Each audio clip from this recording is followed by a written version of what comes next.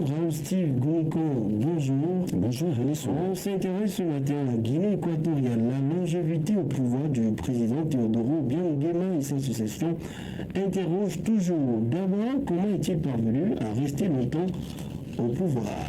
Bonne question. Avec plus de 43 ans passés au pouvoir, le président Teodoro Obiang Nguema détient le record mondial de longévité au pouvoir pour un chef d'État encore vivant hors monarchie. Il est au pouvoir depuis 1979 et sépare les armes avec des officiers qui le renversent son oncle, Francisco Macias Nguema, fusillé 2 mois plus tard. Sa garde prétorienne est composée de militaires de son clan réputé fidèle. Ses gardes du corps les plus proches sont israéliens et la sécurité du palais est en partie confiée à des Zimbabwéens et des Ougandais. Depuis son accession au pouvoir, il affirme avoir déjoué plus de 10 tentatives de coup d'État ou d'assassinat et à chacune, Malabo a répondu par une répression accrue, preuve de la fidélité au chef. Pour ces tentatives de coup d'État, le pouvoir de Malabo accuse l'opposition en exil et des puissances étrangères. Seule une opposition de façade est tolérée dans le pays. Jusqu'en 1991, le PDGE, le Parti démocratique de Guinée équatoriale, était le parti unique avant que le pouvoir ne tolère des petits mouvements satellites ou d'opposition que le pouvoir fait supprimer lorsqu'ils deviennent trop menaçants. Les arrestations ou disparitions d'opposants sont fréquentes et beaucoup d'entre eux ont trouvé refuge à l'étranger, notamment en Espagne, ancienne puissance coloniale. Au cours de ces 4 décennies, le pouvoir a muselé l'opposition et sa succession interroge toujours.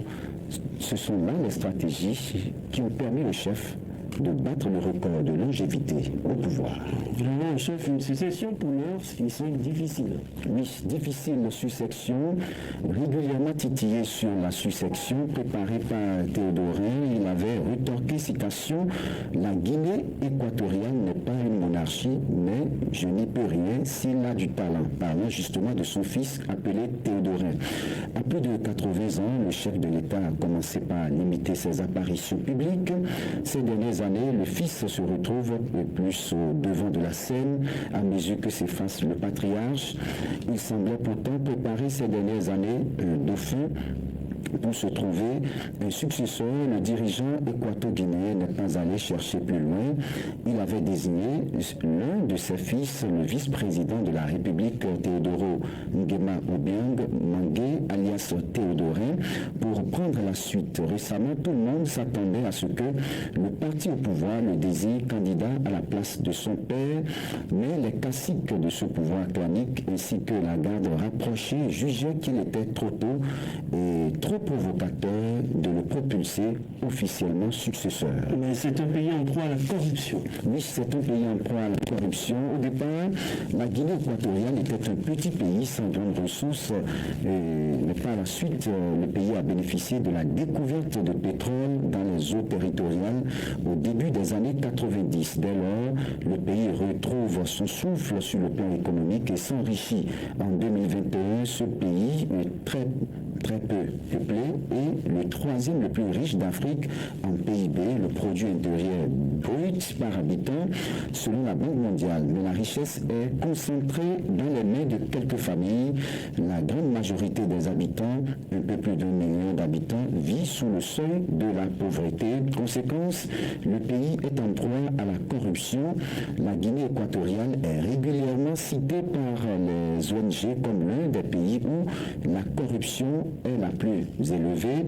Théodorin Obiang, le fils, a ainsi été définitivement condamné à 3 ans de prison avec sursis et 30 millions d'euros d'amende dans une affaire de biens mal acquis en France. Et tous ses avoirs sont gelés et il est interdit de séjour au Royaume-Uni depuis 2021 pour corruption et détournement de fonds publics dans son pays. Le dirigeant a dû renoncer à 26 millions de dollars, par exemple, d'avoirs aux États-Unis pour mettre fin à des poursuites pour corruption. La même année, le fils du président est surtout connu à l'international pour son train de vie très luxueux. Voilà. Merci à vous, Raoul-Steve Gonco, pour bien sûr ce tour. C'était la rubrique voiture. On va faire place maintenant à la deuxième